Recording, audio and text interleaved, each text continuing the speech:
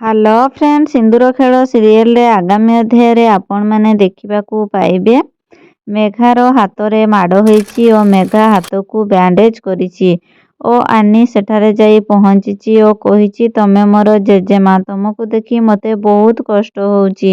ମେଘା ଏହା ଶୁଣି ଆନିକୁ କୁଣ୍ଢେଇ ପକାଉଛି ଓ କହୁଛି, ଆଜି ତୁ ମୋ ପଥର ହୃଦୟକୁ ତରଳ କରିଦେଇଛୁ। କ'ଣ ଆନିର ଜେଜେମା ଆନି ପାଇଁ ନିଜ ହୃଦୟରେ ଜାଗା ତିଆରି କରିବ ବା ଆନିକି ନିଜର ନାତି ରୂପେ ଗ୍ରହଣ କରିବ? ଜାଣିବା ପାଇଁ ଭିଡ଼ିଓଟିକୁ ଶେଷ ପର୍ଯ୍ୟନ୍ତ ଦେଖନ୍ତୁ।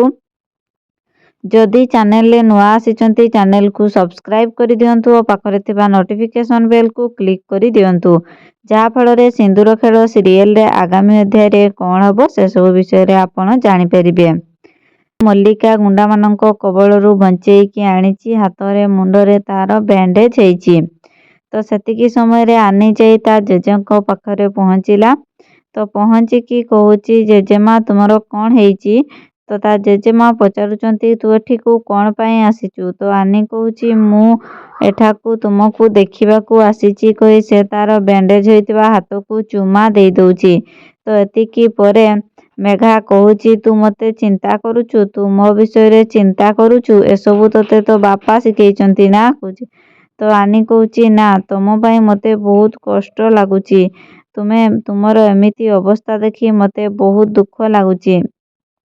ତ ତା ଜେଜେମା ପଚାରୁଛନ୍ତି, ତୋତେ ଏସବୁ କଥା ତୋ ବାପା ଶିଖେଇଛନ୍ତି ନା? ସେତିକିବେଳେ ଆନି କହୁଛି, ମୋର ତ ମାମା ନାହିଁ, ମୋ ବାପା ମୋତେ ସବୁ ଶିଖଉଛନ୍ତି। ଏହା ଶୁଣିବା ପରେ ମେଘାଙ୍କ ହୃଦୟ ତରଳି ଯାଉଛି ଓ ସେ ଆନିକୁ କୁଣ୍ଢେଇ ପକଉଛି ଓ ବହୁତ କାନ୍ଦୁଛନ୍ତି। ଦୁଇ ଜଣ ସାରା ବହୁତ କାନ୍ଦୁଛନ୍ତି। ତେଣୁ ମା କହୁଛନ୍ତି ଯେ ତୁ ଆଜି ମୋର ପଥର ହୃଦୟକୁ ତରଳ କରିଦେଉଛୁ। ଆନି ପାଇଁ ମେଘାଙ୍କ ହୃଦୟରେ ଜାଗା ତିଆରି ହେବ? ଜାଣିବା ପାଇଁ ମୋ ଚ୍ୟାନେଲ ସହିତ ଯୋଡ଼ି ହୋଇଥାନ୍ତୁ। ଚ୍ୟାନେଲକୁ ସବସ୍କ୍ରାଇବ କରନ୍ତୁ, ଭିଡ଼ିଓକୁ ଲାଇକ୍ କରନ୍ତୁ ଓ ପାଖରେ ଥିବା ନୋଟିଫିକେସନ ବେଲକୁ କ୍ଲିକ୍ କରନ୍ତୁ।